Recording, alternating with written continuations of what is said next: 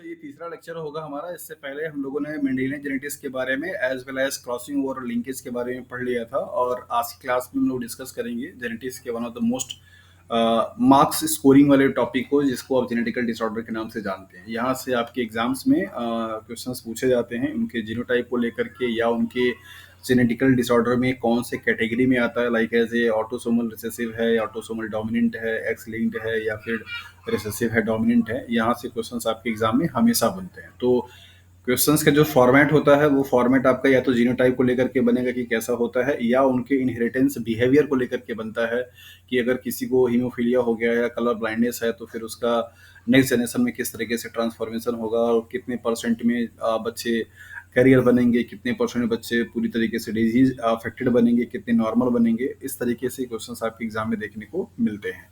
तो आज की क्लास में हम लोग समझने की कोशिश करेंगे कि जेनेटिकल डिसऑर्डर का क्या कॉन्सेप्ट है, और उस कॉन्सेप्ट के बेसिस पे जैसे क्वेश्चंस आपके एग्जाम्स में आते हैं कि किस तरीके से आपको निकालना होता है, नेक्स्ट जनरेशन में कितने चाइल्ड अफेक्टेड बनेंगे या कैरियर बनेंगे, क्या बनेंगे, उसको भी अच्छे तरीके से हम लोग यहाँ पे समझने की कोशिश करेंगे। सो जेनेटिकल डिसऑर्डर जो कि टर्म अपने आप में बताता है कि जो नॉर्मली हमारे बॉडी में जो जितने भी कैरेक्टर्स हैं जो कि जीन से इनकोडेड हो रहे हैं, उनके ट्रांसफर होने का अपना एक बिहेवियर होता है, किस तरीके से वो ट्रांसफर होते हैं।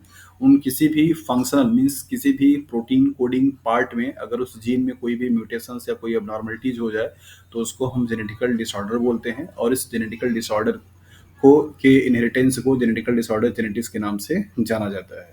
सो यहाँ पे डिसऑर्डर से मतलब है दैट इज म्यूटेशन हो जाना, अबनॉर्मलिटीज हो जाना। वो क्रोमोसोमल लेवल पे ही आपको देखने को मिलता है, बट होता ये जीन लेवल पे है। सो टेक्निकली जेनेटिकल डिसऑर्डर को 4 कैटेगरी में डिवाइड किया जाता है इनके इनहेरिटेंस पैटर्न के बेसिस पे। That is autosomal. हमारी बॉडी में 2 तरीके के क्रोमोसोम्स हैं जो कि दोनों चीज़ों को कंट्रोल करते हैं। नंबर पहला दैट इज ऑटोसोम्स, और दो नंबर दूसरा that is the sex chromosomes. तो ऑटोसोम्स जो होते हैं वो हमारी बॉडी में क्या है, दैट इज स्ट्रक्चर्स के लिए रिस्पॉन्सिबल होते हैं, और सेक्स क्रोमोसोम्स जो है वो क्या है, कैरेक्टर को डिसाइड करते हैं कि इधर चाइल्ड जो गर्ल होगा, मतलब चाइल्ड जो होगा वो मेल होगा या फीमेल होगा। और जैसा कि आप पहले भी पढ़ करके आ चुके हैं कि कैरेक्टर्स के लिए रिस्पॉन्सिबल जो जीन्स एलिल्स होते हैं वो 2 तरीके के होते हैं, that is dominant and recessive. तो सेम उसी पैटर्न पे ही ऑटोसोमल रिसेसिव डिसऑर्डर होते हैं, ऑटोसोमल डोमिनेंट डिसऑर्डर्स होते हैं, और sex linked that is recessive and sex linked क्या होंगे आपके, डोमिनेंट। तो रिसेसिव एंड डोमिनेंट का क्या कॉन्सेप्ट है ये पहले भी आपको बता चुका हूँ, लेकिन यहाँ पे थोड़ा सा हम लोग उसको ब्रीफ करेंगे। सो जेनेटिकल डिसऑर्डर का जो मीन है वो आपने देख लिया। जेनेटिकल डिसऑर्डर को कुछ क्लासेस में डिवाइड किया जाता है जिनमें आपकी 4 टाइप्स हैं, that is autosomal recessive, autosomal dominant and x linked recessive and x linked dominant. तो पहले यहाँ पे देख लेते हैं ये रिसेसिव और डोमिनेंट का क्या कॉन्सेप्ट होता है। आपको अच्छे तरीके से पता है कि हमारी बॉडी में जितने भी नंबर ऑफ क्रोमोसोम्स हैं वो पेयर के फॉर्म में होते हैं। लाइक अगर आज की डेट में हम लोग बोले हैं कि हमारे पास टोटल नंबर ऑफ क्रोमोसोम्स कितने हैं, 23 हैं, तो इनका पेयर के फॉर्म में होता है, इसलिए क्या बन जाते हैं, 46 बन जाते हैं।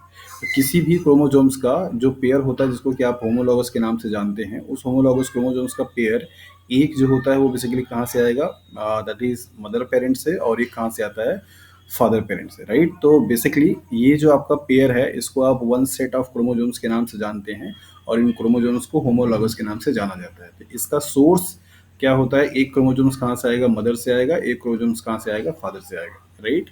सो ऑटोसोमल रिसेसिव का मतलब क्या हो गया कि किसी भी कैरेक्टर के लिए रिस्पॉन्सिबल जो जीन है उस जीन की दोनों ही कॉपी अगर क्या होगी, आपकी अफेक्टेड होगी, तो ऐसे कंडीशंस में आप क्या बोलते हैं, उसको रिसेसिव कैरेक्टर के नाम से जानते हैं। जैसे फॉर एग्जांपल मान लीजिए कि कोई एक जीन का पार्ट है जो कि किसी किसी प्रोटीन के लिए या किसी फैक्टर के लिए क्या है रिस्पॉन्सिबल। मान लीजिए प्रोटीन आपके बाल का कलर ही है, हेयर का कलर जो है उसके लिए क्या हुआ, मान लीजिए रिस्पॉन्सिबल है, और उसके जो जीन है उसको हमने यहाँ पे एस से रिप्रेजेंट कर दिया।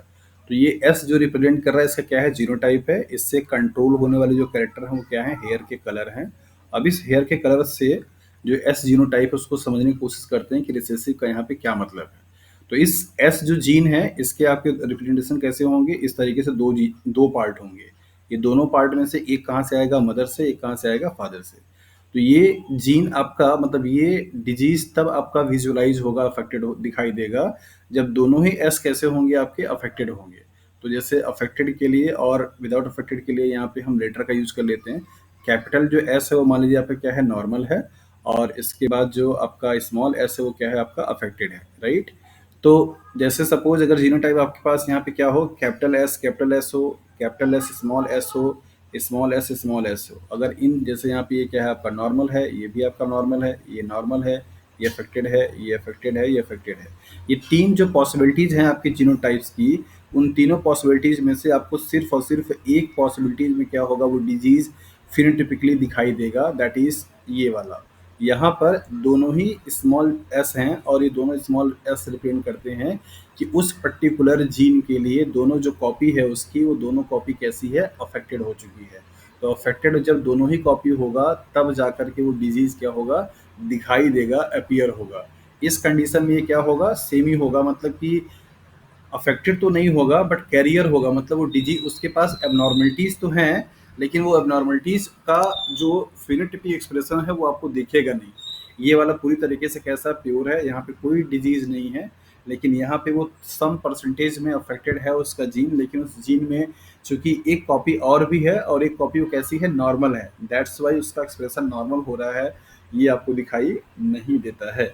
तो ऑटोजोमल क्रोमोसोम्स पे अगर कोई जीन है और उस जून जीन के दोनों ही कॉपी अगर कैसे हो जाए, म्यूटेटेड हो जाए, तो उसकी वजह से होने वाले डिसऑर्डर को हम ऑटोजोमल रिसेसिव डिसऑर्डर के नाम से जानते हैं, राइट।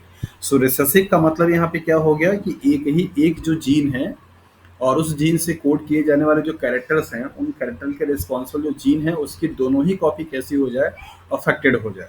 अगर वो अफेक्टेड हो जाती है तो उस केस में वो बेसिकली क्या होगा, डिजीज आपको दिखाई देगा, अदरवाइज उसके बाकी जो तीनों दोनों कंडीशंस उसमें दिखाई नहीं देगा।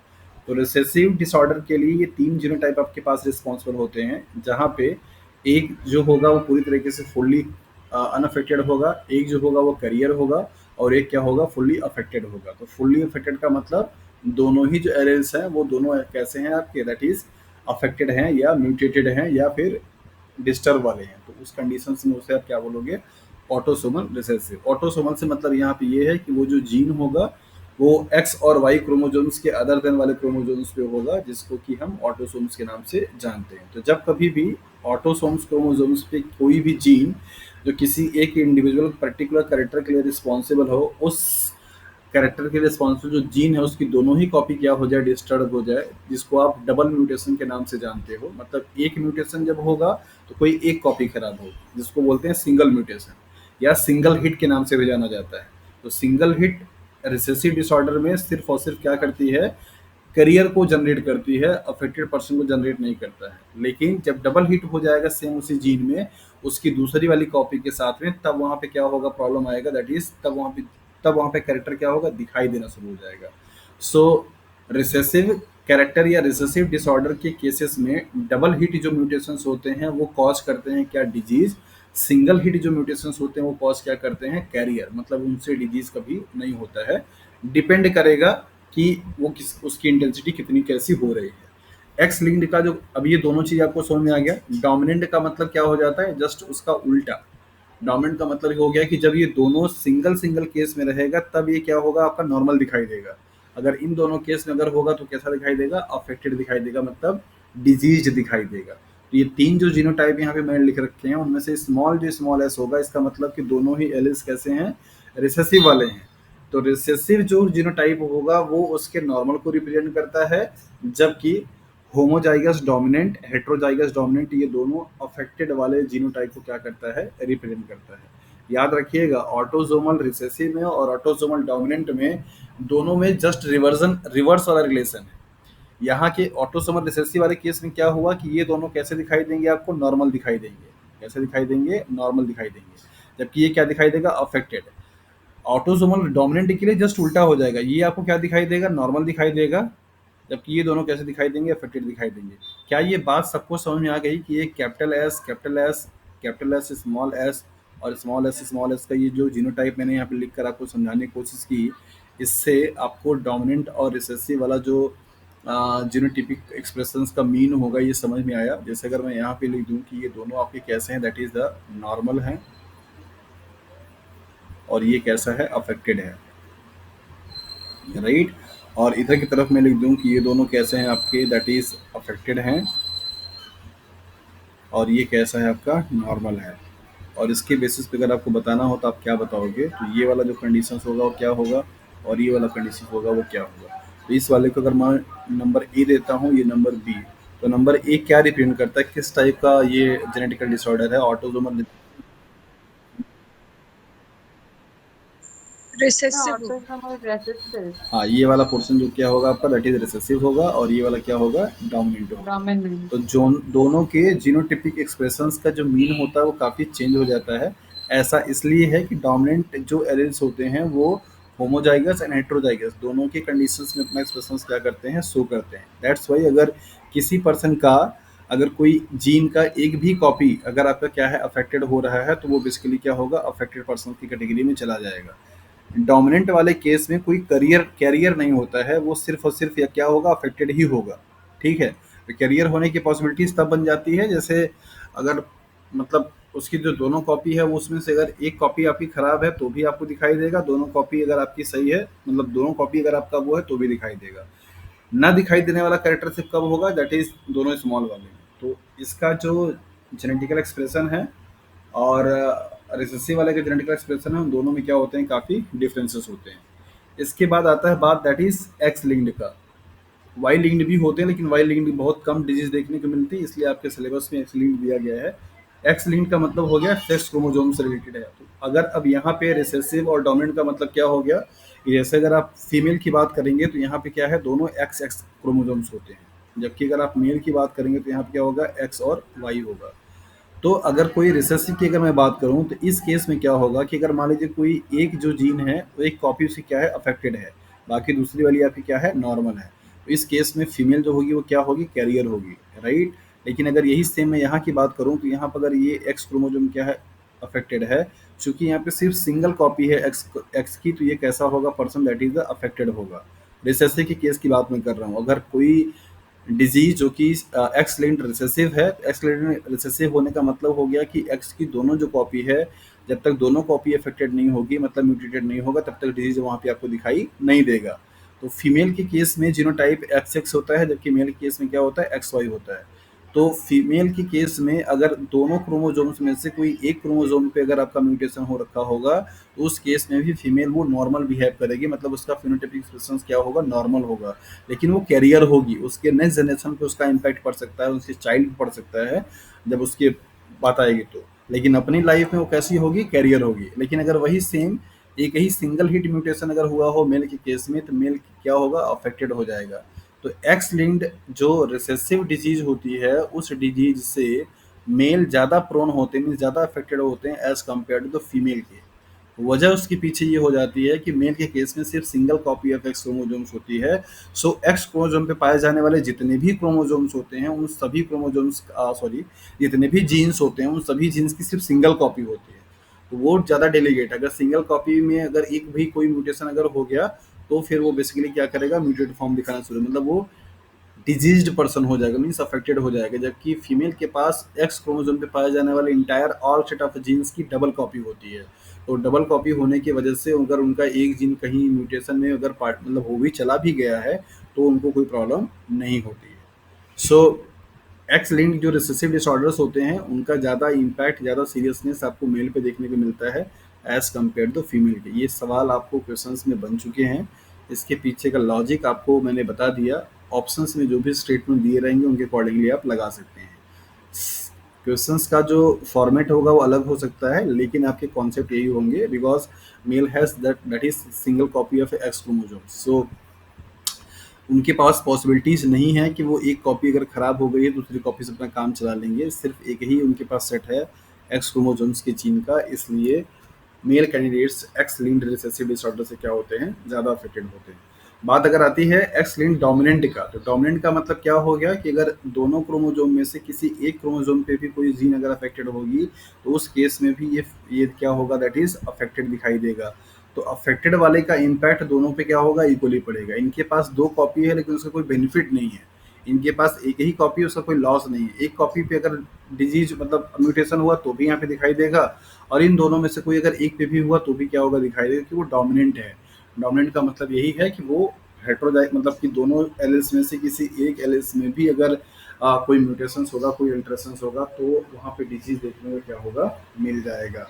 सो ये है। तो जब दोनों पे होता है डोमिनेंट, मतलब डोमिनेंट जब दोनों एलील्स पे होता है तो वो और ज्यादा मतलब सीवियर हार्मफुल है, रहता है, और ऐसा ज़्यादा बोलते सीवियर है। हैं। अगर सीवियरिटी की अगर आप बात करोगे, तो जैसे अगर किसी भी जीन का दोनों कॉपी, अगर एक्स लिंक की अगर बात कर रहे हैं, तो दोनों कॉपी अगर म्यूटेटेड है तो वो ज़्यादा लीथल है। मतलब उस केस में वो मैक्सिमम जो अपना इम्पैक्ट है उस इंडिविजुअल पे दिखा सकता है। सिंगल कॉपी होने पर मतलब सर phenotypic- अगर जैसे अगर सर दोनों में लीथल जीन है, अगर वो दोनों डोमिनेंट जीन है तो सर वो पर्सन तो मतलब बचता ही नहीं है ना। हाँ, वो मतलब देखा जाता है दोनों डोमिनेंट जीन आ जाती हैं तो फिर मतलब वो सरवाइव ही नहीं कर पाएगा। हाँ, सर्वाइव करना उनके लिए मुश्किल हो जाएगा। यही कारण है कि एक्स लिंक जो डोमिनेंट डिजीज होते हैं वो बहुत कम देखने को मिलते हैं। रिसेसिव वाले डिजीज ज़्यादा देखने को मिलते हैं। जितना भी आप स्टडी करते हैं, जो भी आपको एग्जाम्पल्स कोट किए जाते हैं, वो ज़्यादातर केसेस में रिसेसिव डिसऑर्डर। सर इसका एग्जाम्पल सिकल सेल एनीमिया बताते हैं कि अगर दोनों डोमिनेंट होते हैं तो वो एम्ब्रियोनिक स्टेज में ही वो हो जाता है, बॉट हो जाता है। बिल्कुल। अभी आगे हम लोग देखेंगे उन सभी के जेनेटिक्स के बारे में, जैसे ऑटोसोमल में आपको पढ़ना है सिकल सेल एनीमिया के बारे में, फिर सिस्टिक फाइब्रोसिस के बारे में, ये सारे एग्जांपल्स हैं। अभी फ़िलहाल आपको इन चारों जो कैटेगरी का डिज़ीज़ है या जेनेटिकल डिसऑर्डर है, इनका जो जेनेटिकल जो अप्रोच है, मीन्स किस तरीके से ये किस केस में कहलाएँगे और कैसे इनहेरिट करेंगे, ये आपको आइडिया मैंने यहाँ पे दे दिया। एंड होपफुली कि आप लोगों की ये बात अच्छे तरीके से ग्रैप हो गई होगी, समझ में आ गया होगा। बाकी अभी हम लोग जब आगे देखेंगे वन बाय वन, तो और अच्छे से चीज़ें क्लियर हो जाएंगी। So most common and prevalent genetical disorder जो है वो क्या क्या है, दैट इज हीमोफीलिया है, सिस्टिक फाइब्रोसिस है, सिकल सेल एनीमिया है, कलर ब्लाइंडनेस है, फ्रैंकोटिनेरिया है, थैलेसीमिया है। इन सब में से ही आपको कैसे क्वेश्चंस बनता है, लाइक पूछ दिया जाएगा कि हीमोफीलिया एक डिजीज है, कैसा है, ऑटोसोमल रिसेसिव है और ऑटोसोमल डोमिनेंट है, एक्स लिंक्ड है, वाई लिंक्ड डोमिनेंट रिसेसिव है। ऐसे करके सवाल आपसे पूछ लिया। एक तो फॉर्मेट आपका ये हो जाता है। दूसरा फॉर्मेट हो जाता है हीमोफीलिया केस में कि मान लीजिए कोई फीमेल जो आपकी कैरियर है और कोई मेल जो कि आपका क्या है, दैट इज़ नॉर्मल है। तो इनसे अगर इनका मतलब ये शादी करते हैं और इनसे अगर जो भी नेक्स्ट जनरेशन के बच्चे होते हैं, तो उन बच्चों में परसेंटेज का रेशियो आपसे पूछ दिया जाएगा कि हाँ कितने कैरियर होंगे, कितने अफेक्टेड होंगे, कितने नॉर्मल होंगे। मेल चाइल्ड पे अलग से पूछा जाता है, फीमेल चाइल्ड पे अलग से पूछा जाता है। अब दूसरा बना दिया जाएगा कि मान लीजिए अगर कोई फीमेल है जो कि आपका दैट इज़ हीमोफीलिया का अफेक्टेड है, और कोई जो मेल है वो क्या आपका नॉर्मल है, तो इन दोनों के साथ मतलब ये दोनों अगर मीट करते हैं तो जो जितने भी चाइल्ड आएंगे, उन चाइल्ड में से मतलब जो गर्ल चाइल्ड होगा वो उनका क्या परसेंटेज होगा, कितने कैरियर होंगे, कितने नॉर्मल होंगे, कितने अफेक्टेड होंगे, मेल चाइल्ड जो होगा, बॉय जो होगा, उस पर क्या इम्पेक्ट पड़ेगा। तो इस तरीके के सवाल आपसे ज़्यादातर पूछे जाते हैं। तो आइए समझते हैं कि किस तरीके से इनका इनहेरिटेंस नेक्स्ट जनरेशन में ट्रांसमिट करता है और कैसे आप उनको देख करके आसानी से उसको बता पाएंगे। तो ऑटोसोमल रिसेसिव डिसऑर्डर से हम लोग स्टार्ट करेंगे, देखेंगे इसमें जो मोस्ट कॉमन डिजीज है that is sickle cell anaemia, और इसके बारे में आप लोगों ने काफ़ी कुछ जाना है, पढ़ा है। फिजियोलॉजिकली ये जो डिसऑर्डर है उसको आप सिंपली ऐसे डिजिग्नेट करते हैं कि ये एक ऐसी एबनॉर्मलिटी है जिस कंडीशंस में उस पर्सन्स में ऑक्सीजन की कैरी करने की कैपेबिलिटी क्या होती है, रिड्यूस हो जाती है as compare to the normal की। बायोकेमिकली जब आप इसको देखते हैं तो आपको पता चलता है कि अच्छा ये वो हीमोग्लोबिन का प्रोटीन का स्ट्रक्चर है, या प्रोटीन की जो पेप्टाइड्स हैं उन पेप्टाइड्स में कुछ रिप्लेसमेंट है, कुछ अमीनो एसिड का डिस्टर्बेंस है। जेनेटिकल अप्रोच आपको ये बताता है कि ये एक रिसेसिव डिसऑर्डर है ऑटोसोमल क्रोमोसोम पे, और क्रोमोसोम नंबर 11 पे पाए जाने वाले क्रोमोसोम्स पे एक जेनेटिकल डिसऑर्डर मीन्स म्यूटेशन है। उस म्यूटेशंस के हो जाने से उस पेप्टाइड का फॉर्मेशन ठीक तरीके से नहीं होता, जिसकी वजह से जो हीमोग्लोबिन का स्ट्रक्चर है वो रेगुलर कॉन्केव होने के बजाय थोड़ा सा स्टिप्ड हो जाता है और जस्ट लाइक अपीयर हो जाता है सिकल की मीन्स हंसी के आकार से, जिसकी वजह से उसका एरिया रिड्यूस हो जाता है। लाइक एज नॉर्मली अगर आप देखेंगे तो बाई कॉन्केव आपको दिखाई देता है आरबीसी सेल्स बीच में ऐसे धंसा हुआ होता है। और जब जब आप सिकल सेल एनीमिया की आप बात करते हैं तो इसका स्ट्रक्चर कुछ आपको इस तरीके से दिखाई देता है। तो इन दोनों के स्ट्रक्चर में काफ़ी चेंजेस आ जाते हैं, जिसकी वजह से आपको मालूम है कि आरबीसी सेल्स का पूरा इंटायर एरिया पूरा फ्री किया जाता है। मतलब आरबीसी सेल्स में कुछ भी कोई भी ऑर्गेनेल्स नहीं पाए जाते हैं, जस्ट बिकॉज कि वो हीमोग्लोबिन को ठीक से कैरी कर सके। दैट मीन्स ज़्यादा से ज़्यादा हीमोग्लोबिन कैरी करेगा तो मैक्सिमम ऑक्सीजन क्या करेगा, ट्रांसपोर्ट करेगा, यही इसका मेन पर्पज होता है। तो जब यहाँ पे सेल का ही मीन्स आरबीसी सेल्स का जो स्ट्रक्चर है वो चेंज मतलब कम होता है, जिसकी वजह से हीमोग्लोबिन का जो पैटर्न जो शेप है वो चेंज हो जाता है। तो हीमोग्लोबिन का स्ट्रक्चर चेंज होने की वजह से उनकी जो ऑक्सीजन कैरिंग कैपेसिटी होती है वो रिड्यूस हो जाती है, और ऐसे पर्सन सफ़र कर जाते हैं किससे, दैट इज़ ऑक्सीजन को सही तरीके से सप्लाई नहीं कर पाते हैं। तो समझते हैं कि ये सिकल सेल एनीमिया का क्या जेनेटिकल अप्रोच है, किस तरीके से आपको क्या-क्या चीज़ इसमें ध्यान रखनी होती है, कैसे इनका इनहेरिटेंस होता है। तो कुछ स्टेटमेंट हैं यहाँ पे, पहले आप उनको देख लीजिए। सिकल सेल एनीमिया है, सिस्टिक फाइब्रोसिस है, टे डिजीज़ है एंड फेनिलकेटोनुरिया है, राइट? ये चारों एग्जांपल्स को हम लोग देखेंगे, बट ज़्यादा फोकस हमारा सिकल सेल एनीमिया पे और फेनिलकेटोनुरिया पे रहेगा। ये दोनों डिजीज़ के बारे में आपको ब्रीफ करेंगे और बाकी जो जेनेटिकल अप्रोचेस होंगे, इसी सेम के बेसिस पे आप उसको आगे वाले का भी सॉल्व कर पाएंगे। तो सिकल सेल एनीमिया बेसिकली क्या है? This is an autosomes linked recessive traits है। तो ये लाइन आपको अच्छे तरीके से याद रखनी है कि ये कौन सी कैटेगरी में आता है। तो ऑटोसोमल पे है और रिसेसिव ट्रेट्स है, मतलब कैरेक्टर है। Sickle cell disease is caused by a mutations in the haemoglobin B genes found in the chromosome number 11। Haemoglobin की 4 पेप्टाइड्स होती हैं, जैसे आपको अच्छे तरीके से पता है। तो ये बी जो जीन है, मीन्स ये वाली जो जीन होगी, बीटा पेप्टाइड चेन को क्या करती है? कोड करती है। तो उस बीटा पेप्टाइड चेन को कोड करने वाली क्रोमोसोम्स नंबर 11 पे हीमोग्लोबिन के जीन भी बीटा जीन में क्या हो जाता है आपका? दैट इज द म्यूटेशन हो जाता है। तो ये एक तरीके का म्यूटेशन है जो कि जेनेटिकल डिसऑर्डर कॉज करता है। इसकी वजह से होगा क्या? जो बेसिकली जो डिजीज जो होगी वो मतलब कि एक सिंगल पेयर ऑफ एलील से क्या कंट्रोल की जाती है। नॉर्मल कंडीशंस में वो हीमोग्लोबिन दोनों यहाँ पे क्या होते हैं? That is the small A capital ए होते हैं।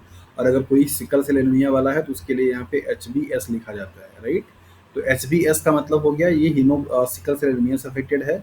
HbA का मतलब हो गया कि ये नॉर्मल है, राइट? ये रिप्रेजेंटेशन है उसको देखने के लिए। तो जैसे अगर दो ये आपका single set of pair of gene है, अगर इसके ये दोनों ऐसे हैं, ए वाले हैं, तो ये क्या कहलाएगा? दैट इज नॉर्मल कहलाएगा।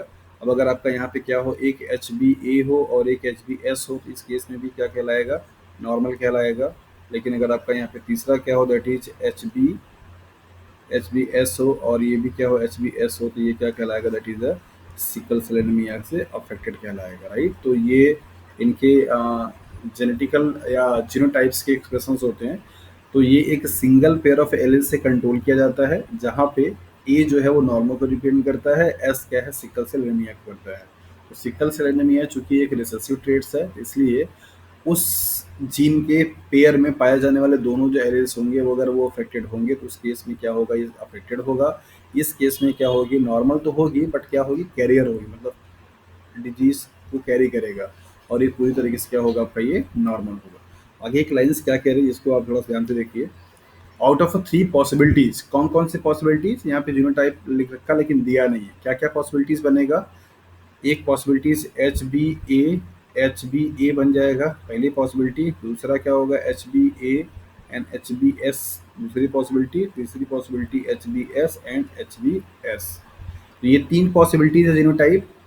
Only homozygous individuals for HbS show the disease phenotype, मतलब सिर्फ ये वाले जो इंडिविजुअल्स होंगे, ये वाले क्या करेंगे? डिजीज शो करेंगे, मतलब सिकल सेल एनीमिया क्या करेंगे? रिप्रेजेंट करेंगे। बाकी ये दोनों कैसे दिखाई देंगे आपको? नॉर्मल दिखाई देंगे। बट इन दोनों के नॉर्मल में भी डिफरेंसेस है। ये पूरी तरीके से क्या होगा? नॉर्मल होगा।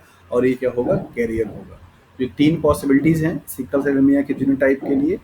एक जीन का दोनों जो एलील्स हैं उनकी रिप्रेजेंटेशंस के बेसिस पे उनमें से सिर्फ एक पॉसिबिलिटीज है किसका? डिजीज होने के लिए। The defect is caused by the substitution of glutamic acid GLU by the valine VAL at the 6th position of the beta globin chain of the hemoglobin molecule। hemoglobin molecule के beta chain के इधर से means N terminal से 6 number पे position पे पाए जाने वाले ग्लूटामिक एसिड का वैलिन में क्या होता है? कन्वर्जन हो जाता है। तो यही आपका एक रिप्लेसमेंट है। पॉइंट म्यूटेशंस का भी एग्जांपल है, पहले भी आप देख करके इसको आ चुके हैं।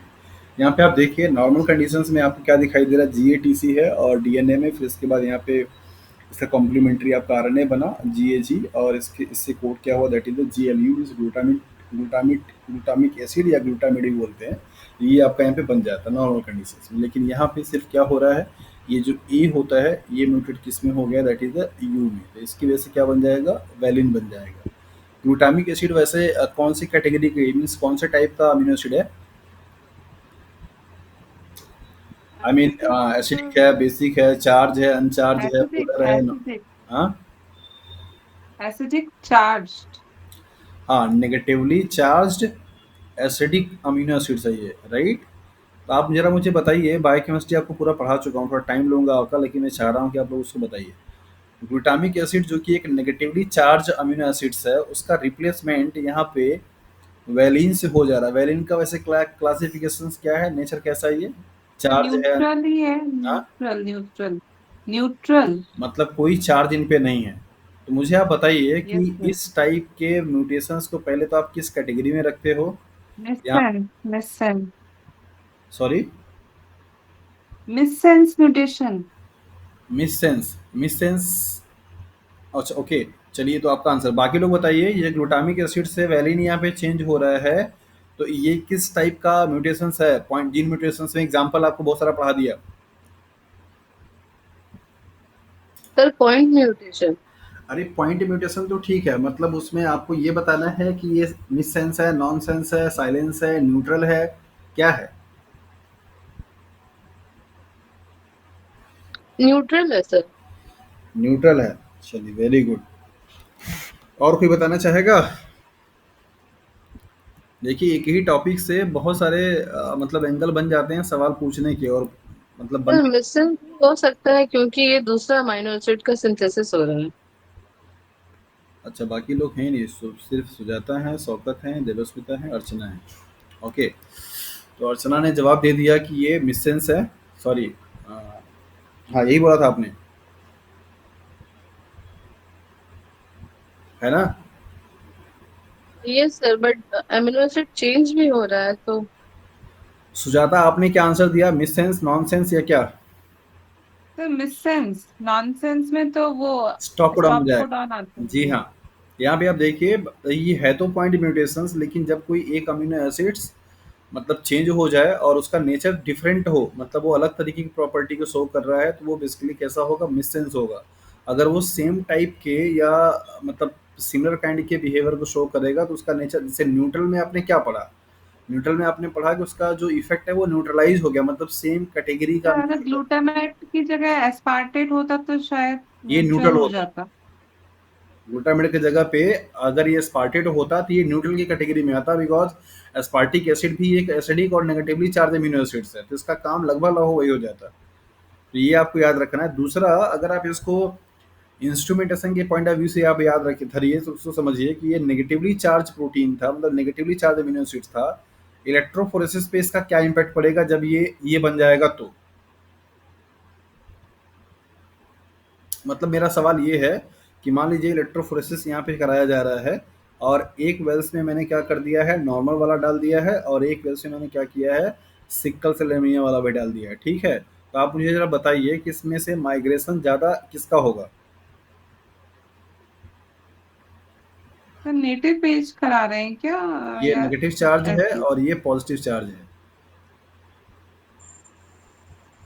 नेगेटिवली चार्ज ग्लूटामेट रन करेगा, और वेलाइन की वजह से थोड़ा स्लो, मतलब उसकी डिस्टेंस कम रहेगी जी हाँ, ज्यादा सिकल सेल वाले नेगेटिवली की। चार्ज जो आपका नॉर्मल जो मतलब हीमोग्लोबिन होगा, उसकी माइग्रेशन रेट ज़्यादा होगी विदाउट किसी एजेंट के, जबकि यहाँ पे इसका माइग्रेशन क्या होगा, कम होगा, क्योंकि जो वेलिन है वो नेगेटिव चार्ज नहीं है, वो न्यूट्रल है। तो नेगेटिव चार्ज जितना ज़्यादा होगा किसी प्रोटीन पे, वो कैथोड की तरफ से रिपेल होगा, और पॉजिटिव तरफ क्या होगा, अट्रैक्ट होगा। तो चूंकि नॉर्मल वाला जो हीमोग्लोबिन का बीटा चेन होगा, उसमें नेगेटिव चार्ज ज़्यादा होगा। जब आप कंपेयर करोगे सिकल सेल एनीमिया वाले से, तो वहाँ पे नेगेटिव चार्ज क्या आएंगे, कम आएंगे, ठीक है? तो नेगेटिव चार्ज की रिडक्शन होने की वजह से उसकी माइग्रेशन रेट भी क्या होगी, कम होगी। तो अगर ऐसे जिस तरीके से एरो बने हुए हैं, ऐसे ही आपको अगर प्रोटीन का बैंड दे दिया जाए, और बैंड दे करके पूछ दिया जाए कि हाँ इसमें से कौन सा सिकल सेल एनीमिया वाले हीमोग्लोबिन का और कौन सा नॉर्मल का करता है, तो आप इसको आसानी से बता देना कि ये वाला सर सिकल सेल एनीमिया है, और ये वाला क्या है, हमारा नॉर्मल है, ठीक है? लॉजिक पता होना चाहिए, बाकी तो आप चीज़ों को रिलेट कर पाओगे, कोई दिक्कत नहीं होगा। अभी ये बात सबको समझ में आ गया कि ये इसका यहाँ पे तो आपने जेनेटिकल अप्रोच देख लिया कि ये आपका क्या है, दैट इज मिससेंस है। ये टाइप का म्यूटेशंस, ये एग्जांपल है पॉइंट म्यूटेशंस का, मिससेंस हो रहा है। यहाँ पर आपने देखा कि जो इंस्ट्रूमेंटेशन का पॉइंट ऑफ व्यू है कि कैसे इलेक्ट्रोफोरेसिस पे इसका इम्पैक्ट पड़ेगा। ये बात समझ में आया सबको? Yes sir. चलिए, तो आपने देखा कि बेसिकली जो सिकल सेल एनीमिया है उसका क्या मतलब कि दैट इज जेनेटिकल अप्रोच है कि कहाँ पे क्या चीज़ हो रहा है और उसके बारे में जो इन्फॉर्मेशन है वो क्या है, राइट? तो आपने यहाँ पे समझा कि सिकल सेल एनीमिया एक बेसिकली पॉइंट म्यूटेशंस या कह सकते हैं कि जीन म्यूटेशंस का एक एग्जांपल है, जो कि ऑटोसोम्स मींस क्रोमोसोम नंबर 11 में पाया जाता है और ये एक रिसेसिव ट्रेट शो करता है। इसके लिए दोनों ही कॉपी क्या होनी चाहिए, अफेक्टेड होनी चाहिए। जब तक दोनों कॉपी अफेक्टेड नहीं होगी उस कंडीशंस में आपको बेसिकली ये नॉर्मल ही दिखाई देगा। जब दोनों कॉपी म्यूटेटेड हो जाएंगे तब आपको वहाँ पे क्या दिखाई देगा, सिकल सेल एनीमिया दिखाई देगा, राइट। तो इस तरीके से आप इसको समझ सकते हैं। प्रॉब्लम थोड़ा बाद में करेंगे, पहले और चीज़ों को यहाँ पे आगे डिस्कस कर लेते हैं। सो नेक्स्ट है दैट इज़ फेनिलकेटोनुरिया। ये भी एक जेनेटिकल डिसऑर्डर है और इसमें बायोकेमिकल पाथवेज में कुछ प्रॉब्लम आ जाती है, कुछ एंजाइम का डिस्टर्बेंस हो जाता है। मतलब जो एंजाइम्स हैं उन एंजाइम्स के जीन म्यूटेशन हो जाता है, जिससे कोई पर्टिकुलर एक स्पेसिफिक एंजाइम नहीं बनता, जिससे कि कोई एक सबस्ट्रेट प्रोडक्ट में कन्वर्ट नहीं हो पाता है, राइट। तो उसके कन्वर्ट न होने की वजह से वो सबस्ट्रेट एक्यूमुलेट होने लगता है बॉडी में, और जो कि एक डिजीज़ को क्या करता है, कॉज करता है। तो क्या है वो सबस्ट्रेट, क्या है वो एंजाइम, देखते हैं यहाँ पे। So it is an autosomal recessive disorder means trait. ये भी एक आपका ऑटोसोमल रिसेसिव ट्रेट है, कैरेक्टर है। और इसमें होता क्या है, the affected individuals lack an enzyme that convert the amino acid phenylalanine into tyrosine. ये लाइन को आप अंडरलाइन कर लेना, ये एग्जाम में सवाल पूछा जा चुका है। यहाँ पे आपको एंजाइम का नाम भी बता देंगे, लेकिन आप इनको अंडरलाइन कर लीजिए कि ये फेनिलकेटोनुरिया के केस में कौन से अमीनो एसिड का एक्यूमुलेशन ज़्यादा हो जाता है। तो आप याद रखिए कि फेनाइलएनालिन से कन्वर्जन किस में हो रहा था, टायरोसिन में। मान लीजिए यहाँ पे कोई एंजाइम ए है, राइट। इस एंजाइम की प्रेजेंस में ये फेनाइलएनालिन कन्वर्ट किस में हो रहा था, टायरोसिन में। जब ये एंजाइम ही आपका कैसा होगा, अफेक्टेड हो जाएगा, तो आपकी बॉडी में एक्यूमुलेशन किसका ज़्यादा होगा, इसका होगा या इसका होगा? तो फिनाइलएलानिन। गुड। तो बेसिकली फिनाइलकेटोनुरिया में उस पर्सन्स की बॉडी में फेनाइलएनालिन का कंसंट्रेशन अब नॉर्मल कंडीशन से ज़्यादा हो जाता है, जस्ट बिकॉज कि जो इस यहाँ पे इस रिएक्शन में ये फेनाइलएनालिन क्या है, एक सबस्ट्रेट है, एंजाइम है और ये प्रोडक्ट है। तो इस एंजाइम के प्रॉपर फंक्शन न करने की वजह से इस सबस्ट्रेट का कन्वर्जन इसमें नहीं हो पाता। दैट्स वाई ये एक्यूमुलेट ज़्यादा होने लगता है और इसका फर्दर और अदर कंपाउंड्स में कन्वर्जन होना शुरू हो जाता है, जो कि बॉडी के लिए क्या होती है, टॉक्सिक होती है। तो इसी कंडीशंस को फेनिलकेटोनुरिया के नाम से जाना जाता है। So in the person suffering from phenylketonuria the concentration of phenylalanine is higher as compare to the normal person. आप जब उनका टेस्ट करते हैं यूरिन का, तो उस यूरिन में आपको फेनिलएनालिन का परसेंटेज या कंसंट्रेशन ज़्यादा देखने को मिलता है। और उनके यूरिन में भी सिम्टम्स आते हैं, ब्लैकिश हो जाता है जहाँ कहीं पे भी मतलब यूरिनेशन का प्लेस रहेगा। तो फेनिलकेटोनुरिया एक जेनेटिकल डिसऑर्डर है, कैसा, जो कि म्यूटेशन हो रहा है किसी एक पर्टिकुलर जीन में, और वो जीन किसके लिए है, किसी एक एंजाइम में है। और एंजाइम जो कि बायोकेमिकल पाथवे में इन्वॉल्व होता है, वो बायोकेमिकल पाथवे क्या है, जहाँ पे फेनाइलएनालिन टायरोसिन में क्या हो रहा होता है, कन्वर्ट हो रहा होता है। So as a result of this phenylalanine is accumulated and converted into the phenyl pyruvic acid and other derivatives। ऐसा होने की वजह से मीन्स एंजाइम के न होने की वजह से फेनाइलएनालिन का कन्वर्जन टायरोसिन में नहीं हो पाता है, जिसकी वजह से उसका कॉन्सेंट्रेशन बॉडी में एक्यूमुलेट होने लगता है और वो फर्दर और किसी कंपाउंड्स में क्या होते हैं, कन्वर्ट हो जाते हैं। The accumulation of these in brain result in the mental retardation. अगर इसका परसेंटेज बॉडी के साथ साथ में ब्लड बैरियर के थ्रू अगर आपके ब्रेन में डिपोजिशन होना शुरू हो जाएगा, तो वो पर्सन नॉर्मल बिहेव नहीं करता, मेंटली रिटार्ड हो जाता है। मतलब उसकी जो इंटेलेक्चुअल एबिलिटी होती है वो डल हो जाती है, वो ठीक तरीके से डिसीजन मेकिंग का काम नहीं कर पाता, क्विक रिस्पॉन्सेस नहीं कर पाता है, उसके पास क्रिटिकली थिंकिंग एबिलिटी जो है वो लॉस हो जाती है। तो वो एक तरीके से आप बोल सकते हो नॉर्मल मेंटल बिहेवियर वो शो नहीं कर पाता है। तो ऐसे पर्सन्स में ये क्या होते हैं, लक्षण दिखाई दे जाते हैं, सिम्टम्स दिखाई देते हैं।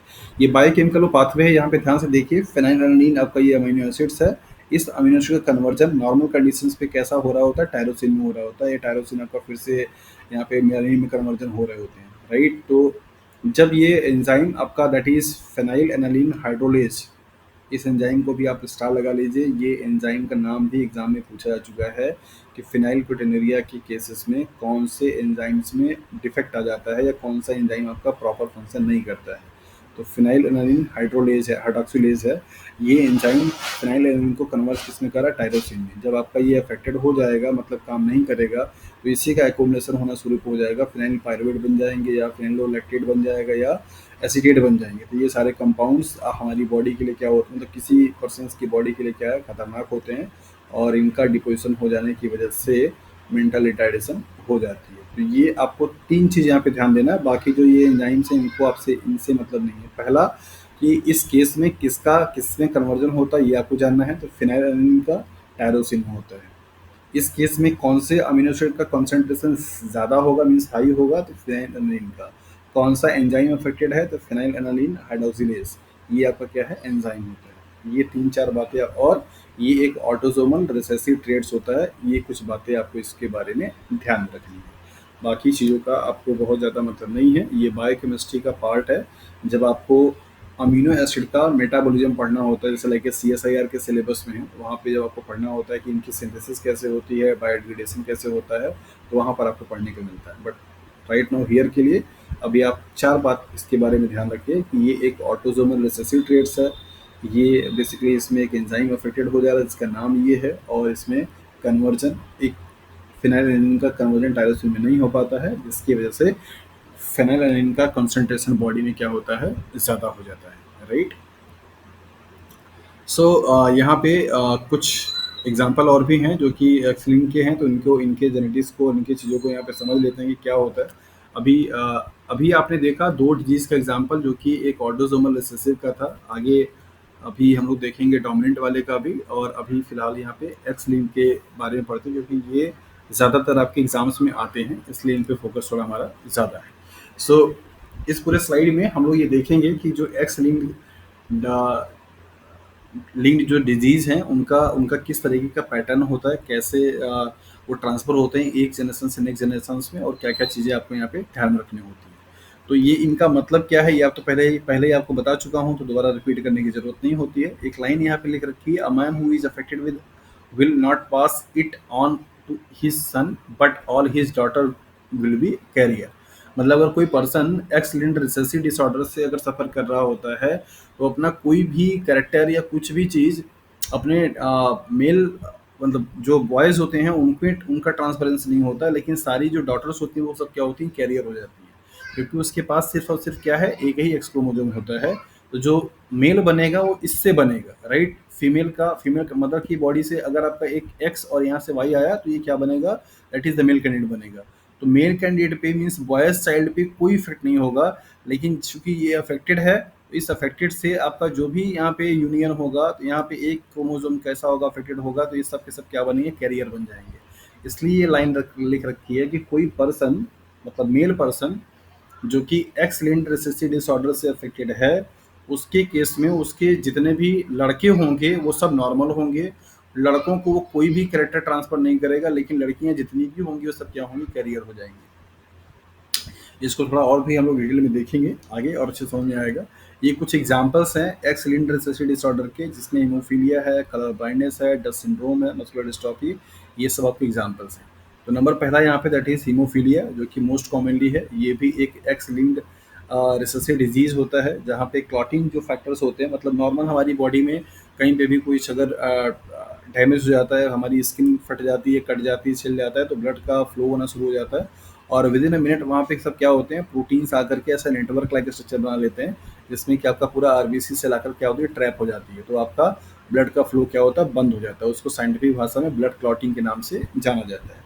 तो ब्लड क्लॉटिंग की प्रोसेस नॉर्मल कंडीशंस में ऐसे होती है, लेकिन अगर ब्लड क्लॉटिंग में इन्वॉल्व होने वाले जो प्रोटीन्स हैं, फाइब्रिनोजेन है या प्रोथ्रोम्बिन, जो भी है, इन प्रोटीन्स के जीन में या क्लॉटिंग फैक्टर के जीन में अगर कोई म्यूटेशंस हो जाता है, तो वो क्लॉटिंग फैक्टर प्रॉपर तरीके से नहीं बन पाते हैं, और जो उनका फंक्शंस होता है वो प्रॉपर्ली नहीं कर पाते हैं, जिसकी वजह से क्लॉटिंग की जो प्रोसेस होती है वो ठीक तरीके से नहीं हो पाती है। ब्लड आपका फ्लो करना बंद नहीं करता, लगातार फ्लो होता ही रहता है। ऐसे कंडीशंस को आप हीमोफीलिया के नाम से जानते हैं, और ये एक खतरनाक बीमारी है। अगर किसी पर्सन में हीमोफीलिया हो गया, तो उस पर्सन में कहीं पे भी अगर चोट लग जाती है, तो बहुत सीवियर लॉस हो जाता है ब्लड का, और पर्सन्स की डेथ भी हो सकती है अगर उसको ठीक तरीके से ट्रीट नहीं कराया गया या फिर ब्लड का सप्लाई नहीं दिया गया।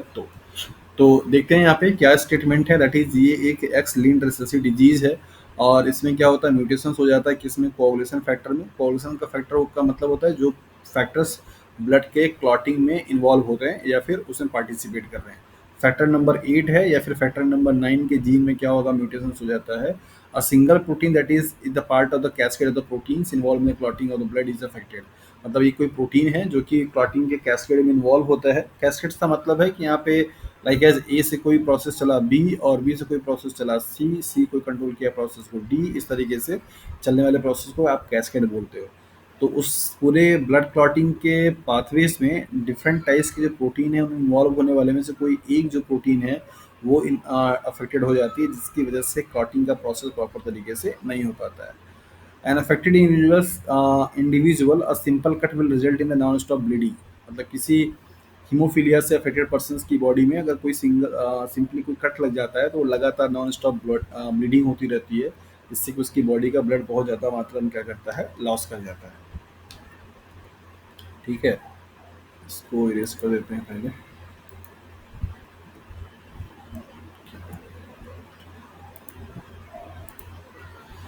ओके, तो हीमोफीलिया के पर्सन्स को मतलब इनकी डिजीज की चीज़ों को समझने के लिए यहाँ पे थोड़ा एक फिगर का है सहारा हम लोग ले लेते हैं, हेल्प ले लेते हैं किस तरीके से आप कर सकते हैं। ये फिगर में आपको क्या दिख रहा है, यहाँ पे आपको कलर से रिप्रेजेंट किया गया कि कौन से।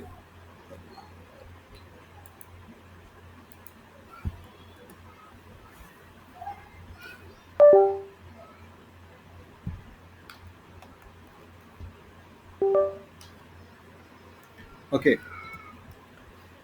यहाँ पे देखिए मदर है जो कि कैरियर है। कैरियर किस कंडीशंस में होंगे, जैसे मान लीजिए हीमोफीलिया को यहाँ पे हम लोग रिप्रेजेंट कर देते हैं किसी जीन के एक नाम से। हीमोफीलिया अगर है तो वो कैसा होगा, मतलब नॉर्मली जो होगा उसको रिप्रेजेंट कर देते हैं और हीमोफीलिया रिप्रेजेंट कर देते हैं, राइट।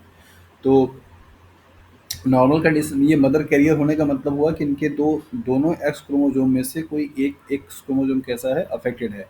तो हीमोफीलिया को हम यहाँ पे एस से रिप्रेजेंट कर देते हैं, और आपकी बाकी क्या होगा आपका, दैट इज द नॉर्मल होगा। फादर नॉर्मल है, मतलब यहाँ पे एक्स और वाई होगा, ये एक्स कैसा है आपका, नॉर्मल है, राइट। ये इनका जेनेटिक्स है। अब आप यहाँ पे देखिए तो मतलब आपके पास क्रॉस कराने के लिए क्या आया, दो यहाँ पे एक्स हैं जिनमें से एक कैसा आपका हीमोफीलिया है और एक कैसा है, नॉर्मल है। फादर जो है वो नॉर्मल है, मतलब यहाँ पे एक्स है और ये वाई है, राइट। अब यहाँ पे देखिए इस केस में क्या होगा, अगर इस वाले का क्रॉस यहाँ पे होगा तो भी कैसा बनेगा, नॉर्मल नॉर्मल बन जाएगा। इस वाले का क्रॉस होगा तो क्या होगा आपका, नॉर्मल बन जाएगा। और इस वाले क्रॉस अगर जब यहाँ पे होगा तो कैसा बनेगा, एक एक्स एच वाला बनेगा और एक इस कैसा बनेगा, नॉर्मल बनेगा। और इस कंडीशंस में जब होगा, मतलब ये एक्स और ये वाई अगर बनेगा तो यहाँ पे क्या होगा, एक्स आपका हीमोफीलिया और वाई क्या होगा, इस तरीके से। तो लड़का मतलब एक जो बॉय होगा वो कैसा होगा, अफेक्टेड होगा। एक जो गर्ल होगी वो कैसी होगी, कैरियर होगी। और बाकी एक जो लड़की होगी वो कैसी होगी, नॉर्मल। और एक जो लड़का होगा कैसा होगा, नॉर्मल। मतलब इस केस में आप क्या देख सकते हो कि 4 लड़के हैं, मतलब 4 अगर बच्चे हुए तो उनमें से पॉसिबिलिटीज़ कैसी है, 25% यहाँ पे आप देखिए तो कैसा है, अफेक्टेड है। 25% कैसे हैं, दैट इज़ कैरियर हैं। 50% कैसे हैं, नॉर्मल हैं, राइट। अब अगर यहीं पे मेल चाइल्ड की अगर बात कर देता तो मेल चाइल्ड की कंडीशंस अलग हो जाता। तो मेल चाइल्ड यहाँ पे 2 हैं, इसका मतलब कि 50% मेल चाइल्ड कैसे होंगे, अफेक्टेड होंगे, और 50% मेल चाइल्ड कैसे होंगे, नॉर्मल होंगे। गर्ल चाइल्ड की बात अगर करता तो कैसा होता, तो यहाँ पे 50% गर्ल चाइल्ड क्या होंगे, आपके कैरियर होंगे, और 50% गर्ल चाइल्ड क्या होंगे, आपके नॉर्मल होंगे। क्या ये बात सबको समझ में आया? Yes, sir. यही बात देखिए यहाँ पे लिख हाँ. रखा है, normal daughter, carrier daughter, normal son, haemophilia से। तो अगर स्पेसिफिकली अगर ये टोटल बच्चों का परसेंटेज पूछेगा तो उनका बच्चों का परसेंटेज क्या हो जाएगा, 25% हीमोफिलिक होंगे, एच 25% कैसे होंगे, सी मीन्स कैरियर, 50% कैसे होंगे, दैट इज द नॉर्मल। लेकिन आउट ऑफ 4 में से सिर्फ अगर गर्ल चाइल्ड पूछेगा तो गर्ल चाइल्ड चूंकि 2 हैं तो इसलिए क्या होगा, 50% क्या हो जाएंगे आपके, कैरियर हो जाएंगे, 50% क्या होंगे, नॉर्मल होंगे। बॉयज़ की अगर बात करेंगे तो 50% क्या होंगे, अफेक्टेड होंगे, 50% क्या होंगे, नॉर्मल होंगे। समझ आया? Yes, sir. तो चलिए एक जरा मैं यहाँ पे कुछ प्रॉब्लम आपको बना के दे देता हूँ जल्दी से, मुझे ऐसे वर्बली आप लोग बता दिए ताकि मैं समझ पाऊँ कि हाँ आप लोग कर लेंगे, मतलब आपको समझ में आ गया है। तो आगे फिर पढ़ेंगे हम लोग।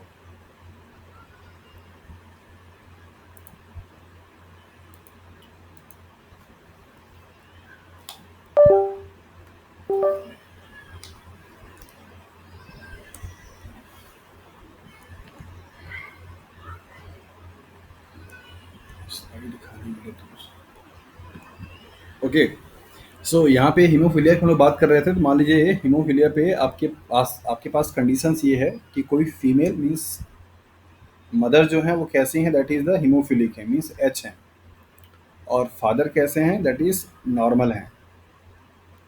अगर इन दोनों का क्रॉस होता है, दैट मीन्स ये दोनों से जो चाइल्ड बनेंगे उनके जो बच्चे होंगे उनमें क्या क्या पॉसिबिलिटीज़ बनेंगी, ये आपको अगर बताना हो तो आप कैसे बताएंगे?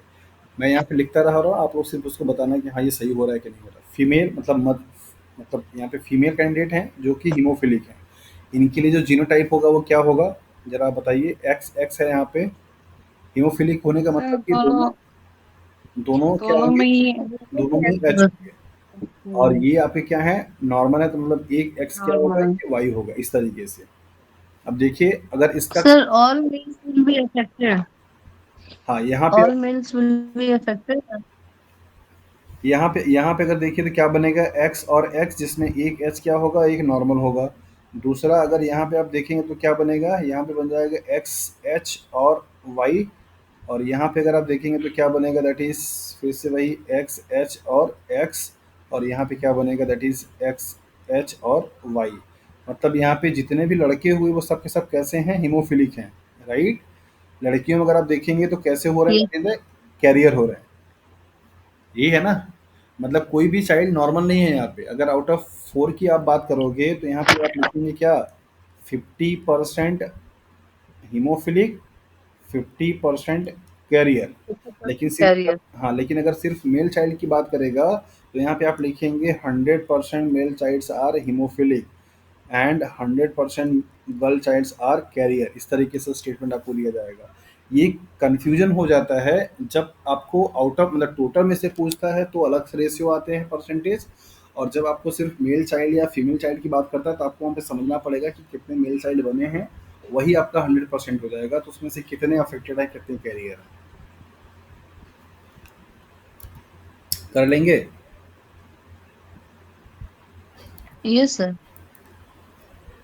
चलिए ओके, एक यहाँ पे सिंपल सा सवाल मैं आपको दे दे रहा हूँ, आप उसको लगा लेना। यहाँ पे मान लीजिए अगर मेल हैं जो कि आपके हीमोफिलिक हैं और फीमेल जो कि आपकी क्या है, कैरियर है, इस केस में पॉसिबिलिटीज़ क्या बनेगी, ये आप मुझे बता देना। अभी आप सिर्फ मुझे इसका जीनोटाइप बता दो तो मैं समझ जाऊँगा कि हाँ आप आगे कर लेंगे।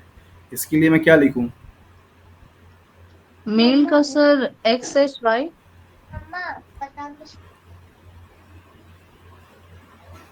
सर फीमेल में XHXN। गुड। तो इससे आप क्रॉस करा लेना, जो भी बनेगा आप उसको रेशियो निकाल सकते हो। जैसे लाइक एज यहाँ पे दोनों ये क्या हो जाएंगे, एक्स एच एच हो जाएगा, इसका मतलब क्या होगी, हीमोफिलिक हो जाएगी। मतलब एक गर्ल चाइल्ड तो हीमोफिलिक हो गई। तो कैरियर गर्ल्स रहेंगी, एक नॉर्मल बेटा रहेगा और शायद एक सर नॉर्मल गर्ल रहेगी। देखिए एक तो अफेक्टेड जो है चाइल्ड, गर्ल चाइल्ड हो गई, एक जो है वो कैरियर गर्ल चाइल्ड बनेगी, ठीक है। और यहाँ पे एक क्या होगा आपका, बॉयज़ जो बनेगा अफेक्टेड बनेगा, और एक क्या होगा, बॉयज़ नॉर्मल होगा। तो एक बॉयज़ नॉर्मल, एक एक बॉय क्या होगा आपका अफेक्टेड मतलब हीमोफिलिक, एक गर्ल हीमोफिलिक, और एक क्या होगी, कैरियर, ठीक है। Yes, sir. 25% each. हाँ मतलब आप उसको परसेंटेज, अब अरे सॉरी, परसेंटेज आप निकाल लीजिएगा उसका। ओके, सो यहाँ पे हम लोगों ने देखा कि हीमोफीलिया का किस तरीके से इनहेरिटेंस हो रहा है, और उसी के सेम बेसिस पे आप कलर ब्लाइंडनेस के बारे में भी निकाल सकते हैं। कलर ब्लाइंडनेस भी एक एक्स लिंक्ड रिसेसिव डिसऑर्डर है, जिसमें उस पर्सन में सही तरीके से जो प्राइमरी कलर होते हैं लाइक एज रेड, ब्लू और ग्रीन, इन कलर में से रेड और ग्रीन कलर में डिस्क्रिमिनेट करने की एबिलिटी क्या होती है, खत्म हो जाती है। मतलब हमारा जो, हमारी आंख में दो टाइप की सेल्स पाई जाती हैं, rod sales and cone cells, right. तो रॉड सेल्स क्या करती हैं और कोन सेल्स क्या करती हैं? रॉड सेल्स का काम होता है नाइट में विजन देखने के लिए काम आती हैं, और कोन सेल्स क्या होती हैं, कलर को डिफ्रेंशिएट करती हैं, मतलब डे टाइम में देखने में काम आती हैं, ठीक है। जैसे पढ़ा होगा शायद आप लोगों ने कि जब आप अंधेरे से मतलब डार्क वाले एरिया से, अगर आप जैसे गर्मी के दिनों में जब आप मई जून या अप्रैल के महीने में हो रहे होते हैं, अपने रूम से जब आप बाहर निकलते हैं तो फॉर अ वाइल कुछ टाइम के लिए आपकी आंखें चकाचौंध हो जाती हैं, मतलब आपकी आंखें खुल नहीं पाती, आपको लगता है कि जैसे आप देख नहीं पा रहे, आप ताक नहीं, मतलब सही से समझ नहीं पा रहे हो। लेकिन आफ्टर सम टाइम्स आप उसी ब्राइट लाइट में अपने आप को आसानी से एकोमोडेट कर लेते हैं, बैलेंस कर लेते हैं, ठीक तरीके से आप देख पाते हैं। ऐसा जानते हैं क्यों होता है? इसके पीछे की बायोलॉजी क्या कहती है?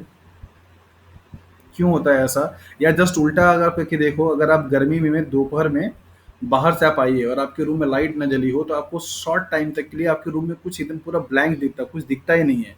आफ्टर सम टाइम धीरे धीरे फिर आपको उसी उतनी ही लाइट में आपको चीज़ें धीरे धीरे विजुअलाइज होना शुरू हो जाती हैं। तो ऐसा क्यों होता है कि जब आप डार्क से एकदम ब्राइट में जाते हैं तो आपको शॉर्ट टाइम के लिए आपको देखने में बहुत आप कंफर्ट फील नहीं करते हैं, या बहुत ब्राइट लाइट से अगर आप अचानक से डार्क में आते हैं तो भी आप देखने में प्रॉब्लम करते हैं। ऐसा इसके पीछे के बायोलॉजी क्या है, कोई बताएगा? प्यूपल डायलेशंस पे डिपेंड करता है कि अगर हम लोग बहुत ब्राइट लाइट में हैं तो प्यूपल कम डायलेटेड है, अचानक से हम लोग अगर डार्क एरिया में हैं तो वहां पे रिफ्लेक्शन ऑफ लाइट क्योंकि कम है, लाइट की अमाउंट कम है, और हमें डायलेट करने में जितना देर का टाइम लगेगा उतनी देर हमारा आई एडजस्ट कर रहा है, और उतनी देर में जो हमारा ये रॉड सेल्स है रोडोप्सिन्स पीपल क्रिएट डायलेशन का करके तो उसको। लिसन लिसन पीपल डायलेशन का सिर्फ कॉन्सेप्ट इस पे आता है कि आपकी अमाउंट ऑफ लाइट कितनी इंटर करेगी वो एडजस्ट करता है, राइट? उसका और कोई काम नहीं है। हाँ अमाउंट हाँ ऑफ हाँ लाइट तो चले अलग मैटर हो गया, मतलब आपको मतलब आपको ज्यादा देखना है या ज्यादा कम देखना है, ये अलग मैटर है। आपको दिखता नहीं है, जैसे उसी लाइट में आप आपकी आपकी आई साइज कांटेक्ट रहेगी, लेकिन आप आसानी से देख पाओगे आफ्टर सम टाइम्स। लेकिन जब आप डार्क से लाइट में जाते हो तो आप कुछ सेकंड के लिए आप देख ही नहीं पाते, मतलब आपको आंख लगता है सिर्फ आंख खुल ही नहीं पा रही है आपकी। ऐसा महसूस किया होगा आप लोगों ने गर्मी के टाइम पे, जब भी आप स्कूल से आते होगे अपने रूम में आप एंटर करते होगे, लाइट अगर नहीं जली है तो फॉर अ व्हाइल आपको कुछ दिखता नहीं है। उसके पीछे का कारण यही होता है कि हमारी रेटिना में, मतलब हमारी आंख में दो टाइप की सेल्स पाई जाती हैं, रॉड सेल्स और कोन सेल्स। एक टाइम पे सिर्फ एक ही सेल्स एक्टिव होती है। एक सेल्स को एक्टिव होकर के, मतलब एक्टिव से इनएक्टिव होने में और दूसरे सेल्स को एक्टिव होने में टाइम लगता है। जब आप नाइट के टाइम पे रह रहे हैं, मतलब मान लीजिए कि आप डार्क में हैं, ठीक है? डार्क टाइम पे आपकी आंख में वो सेल्स एक्टिव होती हैं जिनको क्या बोलते हैं, रॉड सेल्स। रॉड सेल्स आपको नाइट विजन में क्या करती हैं, हेल्प करती हैं। मतलब आप जब अंधेरे में हैं तो आपकी बॉडी में, आपकी रेटिना में रॉड सेल्स क्या है, एक्टिव फॉर्म में है, राइट? आपने अचानक से स्विच कर दिया अपना, यहाँ पे आप लाइट में आ गए, तो ये जो रॉड सेल्स हैं ये सब आपकी एक्टिव थी। उस केस में कौन सेल आपकी इनएक्टिव फॉर्म में थी। लाइट में अचानक जाने से क्या होगा कि सारे रॉड सेल्स आपके क्या होंगे, स्विच ऑफ हो जाएंगे, मतलब इनएक्टिव फेज में आएंगे, और सारे जो कोन सेल्स होते हैं ये एक्टिव फेज में आ जाते हैं। तो यही वो टाइम है, जितना टाइम तक आपको विजुअलाइज नहीं होता है रॉड सेल्स का इनएक्टिव होना और कोन सेल्स का एक्टिव होने में, जितना भी शॉर्ट सेकंड लगता है उस सेकंड तक आपको प्रॉपर विजिबिलिटी नहीं हो पाती है। सेम यही चीज़ होता है जब आप लाइट से क्या होते हैं, डार्क में आते हैं। लाइट के टाइम पे आपके रेटिना में कोन सेल्स क्या होती हैं, एक्टिव होती हैं। आप अचानक से पता लगा कि बाहर गर्मी में अप्रैल मई के जून के महीने में पूरे ब्राइट लाइट है, एकदम से धूप तगड़ी निकली हुई है, आप अचानक से अपने घर में पहुंचे, अपने रूम में एंटर किए, लाइट जला नहीं है, आपको एकदम पूरा अंधेरा होता है। तो सारी जो कोन सेल्स होती हैं वो सब पहले क्या होती हैं, ब्रेक, मतलब उनका ऑफ होना होता है, सीलिंग प्रोसेस पाथवे चलती है वहाँ पे। फिर इसके बाद आपका क्या होगा, सारे रॉड सेल्स क्या होंगे, एक्टिव होंगे। तो जितना टाइम आपको कोन सेल्स को इनएक्टिव होने में और रॉड सेल्स को एक्टिव होने में लगता है, उतने टाइम तक आप उस चीज़ को नहीं देख पाते हैं। Once rod cells will active then each and everything will be visualise in the same conditions of light. उतने ही लाइट में आपको सारी चीज़ें बहुत अच्छे तरीके से विजुअलाइज होना शुरू हो जाती है। फिर लगता है कि अच्छा आसानी से आप उसको देख पा रहे हैं। आप इमेजिन, आप ट्राई करके देखना, आपके जो आपका जो रूम है जहाँ पे आप सो रहे होते हैं, आप वहाँ पे एक मेन लाइट लगाते हो, एक और आप एक लाइट, मतलब नाइट बल्ब लगाते हो, राइट? जब आप मेन लाइट को बंद करते हैं और नाइट लाइट को ऑन करते हैं तो आपको लगता है कि हाँ, से आपके रूम में कुछ जल नहीं रहा है, एकदम लगेगा कि हाँ बहुत कम लाइट है। लेकिन सम टाइम्स के बाद आपको वही नाइट वाली जो लाइट होती है, बल्ब होती है, आपको कुछ ज़्यादा लाइट देखने को लगता है कि हाँ बहुत ज़्यादा लाइट दिखाई दे रहा है यहाँ पे। आप प्रैक्टिकली करके उसको देखना, आपको ये समझ में आएगा कि हाँ ये चीज़ होता है। उसके पीछे की जो बायोलॉजी है वो यही है, राइट? इसके पीछे का। तो यहाँ पे कलर ब्लाइंडनेस की बात हो सॉरी, कलर ब्लाइंडनेस की बात हो रही थी, तो उस केस में क्या होगा, उस पर्सन में जो रेड कौन सेल्स में पाई जाने वाले जो पिगमेंट हैं, उन पिगमेंट्स में से डिफ्रेंशिएट करने की एबिलिटी क्या होती है, कम हो जाती है। मतलब उनको ठीक तरीके से रेड में और ग्रीन कलर में देखने में परेशानी होती है। ऐसे पर्सन्स को रेलवे की जॉब नहीं मिलती है या ड्राइविंग का जॉब नहीं दिया जाता है, क्योंकि सिग्नल्स में हमेशा कलर रेड और मतलब ग्रीन ही होते हैं। पता लगा कोई कलर ब्लाइंडनेस पर्सन है और उसकी ड्यूटी लग गई है स्टेशन मास्टर के लिए या रेलवे स्टेशन पे या किसी ट्रैफिक पे, और उसको पता ही नहीं चला कि हाँ सिग्नल कब रेड है कब ग्रीन है, दे दिया सिग्नल, जाकर के एक्सीडेंट ही हो जाना है। तो कलर ब्लाइंडनेस का चेकअप कराया जाता है पहले उन उन पर्सन्स को जिनकी अपॉइंटमेंट की जाती है।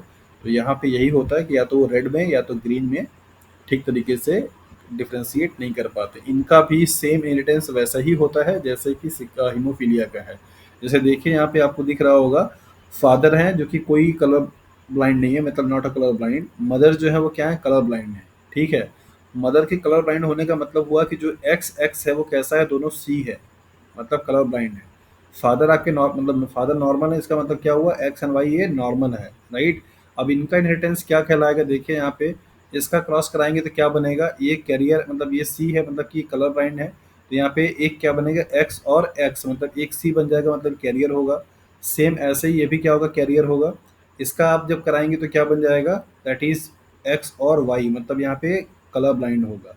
इसके बाद इसका इससे कराएंगे तो भी क्या होगा, कलर ब्लाइंड होगा। मतलब कि जो मेल मतलब बच्चे जो होंगे वो सब के सब क्या होंगे, दैट इज कलर ब्लाइंड होंगे। और लड़कियां जो होंगी वो सब क्या होंगी, करियर होंगी, राइट। तो यहाँ पे आप देखिए क्या लिख रखा है, son colour blind, son colour blind, all son will be colour blind और all daughter will be the colour, मतलब कैरियर होंगी कलर ब्लाइंड जीन की। तो जब कोई फादर जो कि आपका क्या है, मतलब नॉर्मल है, और मदर क्या है, कलर ब्लाइंड है, उस कंडीशंस में सभी जो लड़के होंगे, मतलब जो बच्चे होंगे वो कलर ब्लाइंड होंगे, और जो बच्चियां होंगी सब कैसी होंगी, कैरियर होंगी। तो इनके भी जेनेटिक्स का इनहेरिटेंस आप वैसे ही सेम लगा सकते हैं या कर सकते हैं जैसे कि हीमोफीलिया का कर किया आपने। तो अपने अपने हिसाब से एग्जाम्पल बना लीजिएगा। जैसे एक केस में यहाँ पे फीमेल मीन्स मदर और male means that is parent. तो आप इसको चाहे ऐसे लिखिए या फिर इस तरीके से आप मदर एंड फादर ही लिख लिया करिए, ठीक है। तो यहाँ पे मान लीजिए ये एक मतलब कि मदर जो है वो कैरियर है, फादर आपका क्या है, नॉर्मल है। मदर आपकी कैरियर है, फादर आपका क्या है, दैट इज अफेक्टेड है। और मदर आपकी क्या है, अफेक्टेड है, फादर क्या है, दैट इज नॉर्मल है। इस तरीके से कंडीशन बना बना करके सबका आप बना करके उसको लिख डालिए, रख लीजिए कि किस कंडीशन से मेल चाइल्ड का परसेंटेज कितना आता है और गर्ल चाइल्ड का परसेंटेज कितना आता है, टोटल में से कितने आते हैं। तो जो जो पॉसिबिलिटीज़ हैं उन दोनों को करके आप पूरा बना करके रख लीजिए, क्योंकि कभी भी कोई भी टाइप से क्वेश्चन बन सकता है, इसका कोई भरोसा नहीं है। तो आपके लिए थोड़ा सा इजी रहेगा। तो हीमोफीलिया और कलर ब्लाइंडनेस इन दोनों का ही जेनेटिकल जो पैटर्न है, इनहेरिटेंस है, वो क्या है, सेम है। आपको ज़्यादा प्रॉब्लम नहीं होगी, मतलब समझने में दिक्कत नहीं होगा। आगे बढ़ें। Yes sir. ओके, इनके प्रॉब्लम्स तो भी मैं आज लगाया नहीं हूँ, लेकिन प्रॉब्लम मैं थोड़ा सॉल्व कराना चाह रहा हूँ, देखना चाह रहा हूँ कि हाँ आप लोगों का क्या अप्रोच है। नेक्स्ट यहाँ पे है एक्स लिंक्ड डोमिनेंट डिसऑर्डर। ये बहुत ही रेयर देखने को मिलता है, लेकिन है, ये भी पढ़ने के लिए तो आपको यहाँ पे देख लीजिए। डोमिनेंट का मतलब यही हो जाता है कि दोनों एरेस में से कोई एक भी एरेस अगर आपका अफेक्टेड होगा तो वो क्या होगा, फिनोटिपिकली एक्सप्रेस होगा, दिखाई देगा। तो इस कंडीशंस में अगर आप यहाँ पे देखेंगे तो अगर ये एक्स लिंक्ड है, जैसे फीमेल के केस में क्या है, अगर आपका एक भी एक्स पे कोई अगर प्रॉब्लम है तो वही कंडीशंस में आपको दिखाई देगा, और मेल के केस में जो दिखाई देगा ही देगा। तो ऐसे कंडीशन में भी बेसिकली अफेक्टेड होगा। और दूसरा कंडीशन ये है कि ऐसे कंडीशन में भी क्या होगा, ये अफेक्टेड होगा। तो फीमेल कैंडिडेट्स जो होंगी वो सिंगल कॉपी में अगर होगा तो भी दिखाई देगा, और डबल कॉपी में होगा तो भी दिखाई देगा। मेल कैंडिडेट्स हमेशा आपके अपीयर ही होंगे, क्योंकि उनके पास एक ही एक्स क्या है, क्रोमोसोम्स होता है।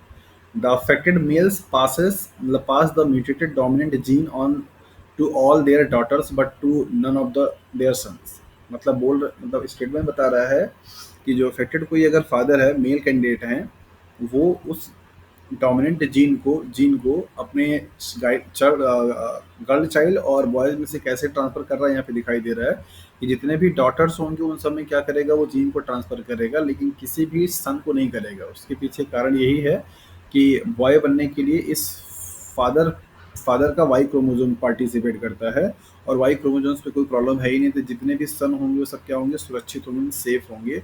जबकि जितनी भी गर्ल चाइल्ड होंगी वो सब कैसे होंगी, कैरियर होंगी। तब जब यहाँ पे फीमेल की तरफ से अगर कोई नॉर्मल जीन आया होगा तो, और अगर मतलब वो अपना जो जीन होगा वो पास आउट करेगा गर्ल चाइल्ड को, न कि सन को करेगा। बाकी अब ये डिपेंड करेगा कि जो दूसरा हैंड पे मतलब मदर है, वो मदर का क्या कंडीशन है। अगर वो नॉर्मल होंगी तो अलग होगा, कैरियर होगी तो अलग होगा, और फिर अफेक्टेड होंगी तो अलग। तो अफेक्टेड तो होगा ही होगा ना, इस क्योंकि तो डोमिनेंट है। इस केस में कोई कैरियर नहीं होगा, मतलब हमेशा अफेक्टेड ही होंगे। कैरियर वाला जो कॉन्सेप्ट है यहाँ पे नहीं रहेगा डोमिनेंट वाले केस में। बस इतना है कि जो सीवियरिटी है वो थोड़ा चेंज हो जाएगा। सिंगल कॉपी अगर रहेगा थोड़ा कम सीवियर होंगे, और डबल कॉपी रहेगा तो ज़्यादा होंगे। इसके बाद यहाँ पे देखिए एग्जाम्पल आपको दे रखा है, इस चीज़ का एग्जाम्पल बहुत कम देखने को मिलता है। यहाँ पे है आपको ये दे रखा है, दैट इज़ हाइपोफॉस्फेटेमिया। ये एक दैट इज डिजीज है, a type of vitamin D resistant rickets and Alport syndrome के नाम से भी जाना जाता है। तो यहाँ पे विटामिन डी मतलब आपकी जो बॉडी में हो रहा है, मतलब बॉडी में जो बन रहा है उसके उसके लिए रेजिस्टेंट हो जाता है डिजीज़ के लिए। तो उसके एसोसिएटेड ये डिजीज़ है, जिसकी वजह से होता क्या है, पर्सन जो है वो हियरिंग लॉस कर सकता है, मतलब उसको सुनाई कम देगा, या फिर किडनी के फंक्शंस में प्रॉब्लम आ जाती है। तो उसको लेकर के कैसा इनहेरिटेंस होगा यहाँ पे देखिए, उस कंडीशंस में जब एक्स लिंक्ड कैसा है, द डोमिनेंट अफेक्टेड है फादर। तो अगर यहाँ पे अफेक्टेड फादर होंगे और अनअफेक्टेड मदर होंगी तो उस केस में क्या होगा, मतलब फादर का जीनोटाइप कैसा है, अफेक्टेड है, मतलब कि इस तरीके से, और मदर कैसी हैं, नॉर्मल। तो उस कंडीशन में क्या बनेगा देखिए यहाँ पे, ये जो बनेंगे कैसे बनेंगे, एक्स और ए, एक्स एक्स, यहाँ पे भी क्या बनेगा, एक्स ए एंड एक्स। ये बताइए क्या होगा, ये अफेक्टेड होगा या नॉर्मल होगा, बताइए। तो फीमेल गर्ल चाइल्ड तो अफेक्टेड ही होंगी सारी। हम्म। अब देखिए वाई क्रोमोसोम का अगर आप कराएंगे एक्स वाले से तो कैसा बनेगा, एक्स और वाई। यहाँ पे चूंकि पूछ रही है तो ये नॉर्मल होगा, नॉर्मल रहेंगे दोनों। और इसका क्या होगा, एक्स और वाई नॉर्मल होगा। तो ऐसे कंडीशंस में क्या होगा कि ऑल बॉयज चाइल्ड, मतलब कि जो लड़के होंगे वो सब क्या होंगे, अनअफेक्टेड होंगे, और जितनी भी गर्ल चाइल्ड होंगी वो सब क्या होंगी, अफेक्टेड होंगी। देखिए कहीं पे लिख रखा है अनअफेक्टेड सन और अनअफेक्टेड सन, बाकी यहाँ पे अफेक्टेड डॉटर, अफेक्टेड डॉटर। तब जब फादर क्या है, अफेक्टेड है, और मदर क्या है, अनअफेक्टेड है। फादर के अफेक्टेड होने से गर्ल चाइल्ड पे ज़्यादा इम्पैक्ट है, मदर के अनअफेक्टेड होने से उसका मतलब पॉजिटिवनेस किस पे है, बॉयज चाइल्ड पे। दूसरा कंडीशंस में यहाँ पे आपको दे रखा है दैट इज मदर अफेक्टेड है। तो इसका जीनोटाइप कैसा होगा, मदर अफेक्टेड के लिए दो पॉसिबिलिटीज हैं, मतलब या तो दोनों कॉपी खराब होगी या तो एक कॉपी खराब होगी, ठीक है। तो इसको इस तरीके से आप रिप्रेजेंट कर सकते हैं, अगर दोनों कॉपी खराब होगी तो क्या पॉसिबिलिटी बनेगा, एक कॉपी खराब होगी तो क्या बनेगा। यहाँ पे आप देख लीजिए, यहाँ पे पहले कंडीशन है कि अनअफेक्टेड फादर है, अफेक्टेड क्या है, मदर है। अफेक्टेड के केस में यहाँ पे देखिए कि पहले हम ये मान के चलते हैं कि दोनों एक कॉपी में से कोई एक कॉपी क्या है, खराब है। उस कंडीशंस में क्या होगा, यहाँ पे कैसा बनेगा, that is X A and X. यहाँ पे क्या बनेगा, X A and Y, right. यहाँ पे क्या बनेगा, दैट इज एक्स और एक्स। यहाँ पे क्या बनेगा, that is X and Y. तो आप यहाँ पे देखिए, एक जो गर्ल चाइल्ड होगी वो क्या होगी, नॉर्मल होगी, एक जो बॉय चाइल्ड होगा वो क्या होगा, नॉर्मल होगा। गर्ल चाइल्ड एक क्या होगी, अफेक्टेड होगी, बॉयज भी क्या होगा आपका, अफेक्टेड होगा। मतलब 50% childrens are affected and 50% childrens are normal. Out of boys में से अगर आप बात करोगे तो यहाँ पे क्या आपको दिखेगा कि 50% boys are affected and 50% boys are normal. यहाँ पे दिखाई दे रहा है ना, ये नॉर्मल। बात समझ में आ रहा है। Yes sir. हाँ, ये तब है जब फीमेल मतलब कि मदर की दोनों कॉपी में से कोई एक कॉपी डिस्टर्ब है। अब आते हैं यहाँ पे दूसरे पे, अगर मदर की अफेक्टेड का मतलब दोनों होता है ना, अफेक्टेड का मतलब दोनों चीज़ें हो सकती हैं। दोनों कॉपी अगर खराब होगी मीन्स दोनों पे ही क्या है, अफेक्टेड है। उस कंडीशंस में क्या होगा, जरा आप यहाँ पे देखिए, इस केस में क्या होगा, यहाँ पे अगर आप बनेंगे तो क्या बनेगा, एक्स ए और एक्स बन जाएगा। यहाँ पे क्या बनेगा, एक्स ए एंड वाई बन जाएगा। इसके बाद इसका क्या बनेगा, एक्स, वही सेम चीज़ बनेगा, एक्स ए एंड एक्स बनेगा और एक्स ए एंड वाई बनेगा। जितने भी होंगे सब के सब कैसे होंगे, affected होंगे। 100%। मतलब यहाँ पे कोई पॉसिबिलिटी है ही नहीं नॉर्मल होने का। तब जब अगर मदर जो है वो डबल म्यूटेटेड हो, मतलब डबल आपका म्यूटेशन होगा, दोनों कॉपी अगर आपकी डैमेज है, तो उस कंडीशंस में सभी जो चाइल्ड होंगे इधर गर्ल या बॉयज, वो सब के सब कैसे होंगे, अफेक्टेड होंगे।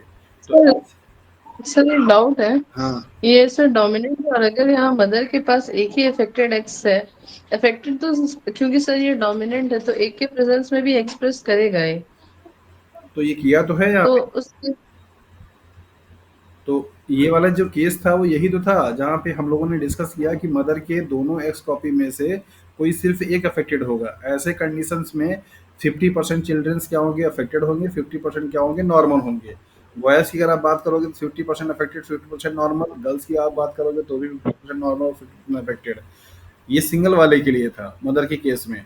लेकिन मदर का केस का दूसरा पॉसिबिलिटी क्या है, दोनों एक्स क्रोमोसोम्स कैसे अफेक्टेड हो, तो उस केस में बड़ा लीथल है ये। जितने भी बच्चे होंगे सबके सब डिजीज्ड होंगे।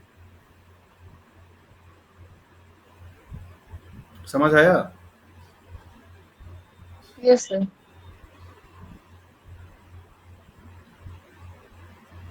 चलिए ओके। मतलब इस केस में आप ऐसे समझिए कि फीमेल का डिजीज्ड होना ज़्यादा सीवियर है as compare to the male के। मतलब मदर अगर सफ़र कर रही है एक्सीलेंट रिसेसिव डिसऑर्डर से, डोमिनेंट डिसऑर्डर से, तो वो ज़्यादा लीथल यस सर। है ना?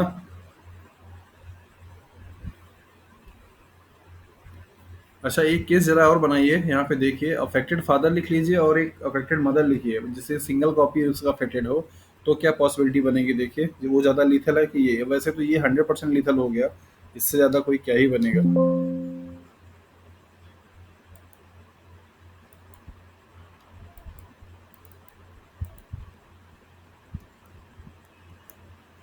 है ना?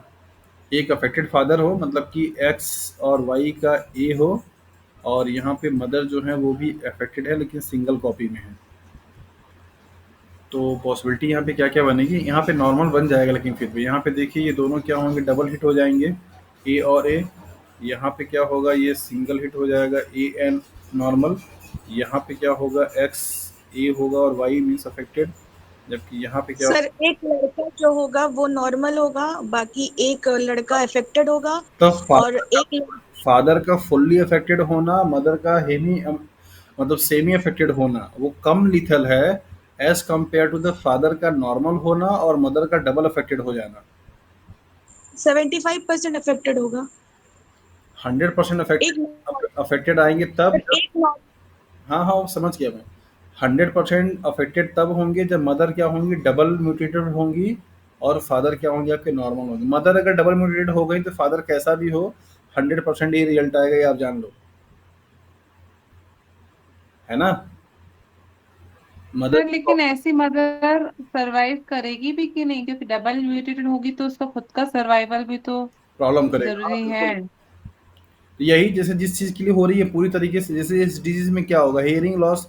मतलब अगर किसी फीमेल को डबल अगर म्यूटेशन हो गया हो तो पूरी तरीके से सुन नहीं पाएंगी, किडनी फंक्शन करना बंद कर देगा, तो पता नहीं उनका सरवाइव करना कितना परसेंट पे रहेगा, कांट से एनीथिंग एल्स। मान लो चलो ये तो है, समझ में आता है कि हाँ भाई विदाउट सुने भी आप जिंदा रह सकते हो, किडनी फेल होगी तो फिर कैसे सर्वाइव करोगे आप? नहीं। हियरिंग लॉस होना तो चलो फिर भी सर्वाइवल है, कि भाई बहुत लोग होते हैं जो कि सुन नहीं पाते हैं, देख नहीं पाते हैं, बोल नहीं पाते, फिर भी लाइफ उनकी चलती रहती है। लेकिन किडनी अगर फेल हो गया तो फिर कैसे सर्वाइव करेगा कोई? सर एक क्वेश्चन बताइए, अगर मान लेते किडनी डिजीज है और अगर ट्रांसप्लांट करते तो क्या सरवाइव करेगा? पर क्योंकि जेनेटिक में तो फर्क है, तो वो प्रोटीन बना के उसको खराब करेगा या वो सरवाइव कर सकता है? देखिए, ऑर्गन अगर ट्रांसप्लांटेशन होगा, ठीक है, तो उस केस में पॉसिबिलिटीज क्या क्या है पहले उसको समझने की कोशिश कीजिए। जैसे जो भी उस किडनी के फंक्शंस को कंट्रोल करने वाला जो प्रोटीन है, वो प्रोटीन का इंफॉर्मेशन डीएनए के पास है, राइट? और प्रोटीन में आपने कोई चेंजेस नहीं किया है, ऑर्गन आपने सिर्फ लगाया हुआ है। तो अगर आपका किडनी खराब था तो सम टाइम्स के लिए आपकी किडनी अभी आपने लगाया, ट्रांसफर कराया, वो प्रॉपर फंक्शन करेगा। लेकिन उसके फंक्शन को कंट्रोल करने के लिए जितने प्रोटीन्स बन रहे हैं वो सब तो डिजीज मतलब अफेक्टेड वाले बन रहे हैं ना, मतलब प्रॉब्लम वाले बन रहे हैं। हम्म। तो वो धीरे धीरे वो किडनी भी क्या होगी, नॉन फंक्शनल हो जाएगी। तो सर्वाइवल मतलब कुछ ड्यूरेशन बढ़ सकता है, लेकिन पूरी तरीके से क्यूरेबल नहीं है वो, जब तक कि उसके जीन लेवल पे कोई काम नहीं किया जाए। Okay sir. मतलब हियरिंग का लॉस होना ये जेनेटिकल डिसऑर्डर है, ये आप ध्यान से समझिए, यहाँ पे दे रखा है ये। कोई लोग पैदाइशी जो सुन नहीं पाते हैं, बहुत लोग होते हैं ना कि उनको सुनाई नहीं देता है, तो ये उनका डबल म्यूटेशन है। मतलब उनके बॉडी में म्यूटेशन हो रखा है एक्स लिंक्ड पे, जिसकी वजह से उनको सुना। सर प्रोग्रेसिव हियरिंग लॉस यानी बाय बर्थ नहीं होगा, धीरे धीरे होगा sir. By birth hearing loss ना होके मतलब धीरे धीरे उसको सुनना कम होता जाएगा शायद। नहीं, मुझे तो यहाँ पे ये लग रहा है कि जैसे कंप्लीटली नहीं होगा, धीरे-धीरे होता होता चला जाएगा। बाय बर्थ भी जैसे सपोज़ अगर किसी के ये चीज़ जितना हम लोग यहाँ पे निकाल रही है, बाय बर्थ ही तो निकल रहा है ना। इस प्रोग्रेसिव का मतलब वो बाय बर्थ से नहीं है। प्रोग्रेसिव का मतलब है कि पूरी तरीके से 100% एक साथ में नहीं होगा, धीरे-धीरे उसका इम्पैक्ट जैसे जो ये जो जीन होंगे, इन जीन के फंक्शंस को करने में मतलब पूरा इम्पैक्ट दिखाने में टाइम लगेगा। ये प्रोग्रेसिव का मतलब ये है, जैसे यहाँ पे आप निकाल रहे हो ना कि ये जो बनेगा तो पूरा चाइल्ड अफेक्टेड होगा। तो ये जो अफेक्टेड चाइल्ड होगा वो तो बाय बर्थ ही है ना। लेकिन हाँ, लेकिन उसको सुनाई देता हाँ, होगा हाँ, शुरू ये में, बात आपका लेकिन सही है धीरे कि धीरे मतलब कम हो। स्टार्टिंग में उसकी हियरिंग एबिलिटी पूरी तरीके से लॉस नहीं हो जाएगी, क्योंकि उसको उसके मतलब कि जो मतलब म्यूटेटेड जो जीन है, उस जीन को पूरी तरीके से फुल्ली फंक्शनल स्टेट में आने में या पूरा इम्पैक्ट दिखाने में थोड़ा टाइम लगेगा, तो वो धीरे-धीरे लॉस करेगा। एकदम पूरा ऐसे ना सुनने वाला बच्चा शायद मेरे ख्याल से पैदा नहीं होगा, मतलब कुछ तो सुनाई देगा उसको, लेकिन रहेगा वो बर्थ से। मतलब कि हियरिंग एबिलिटी हमारी जो है वो एक्स क्रोमोसोम पे पाई जाती है। मतलब जो हम सुन पा रहे हैं, सुनने के लिए जो रिस्पॉन्सिबल फैक्टर्स हैं वो हमारे एक्स क्रोमोसोम पे हैं, है ना?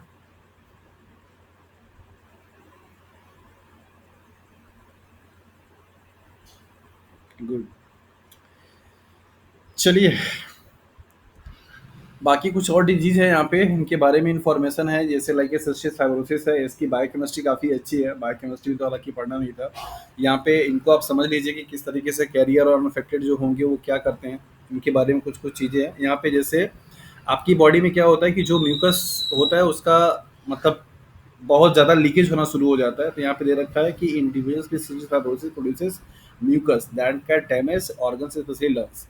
मतलब नॉर्मली हमारी बॉडी में जो म्यूकस का फॉर्मेशन होता है उसके लिए चैनल्स होते हैं। इस केस में क्या होता है, वो आयन चैनल से ही क्या होते हैं पूरी तरीके से परमानेंटली ओपन हो जाते हैं।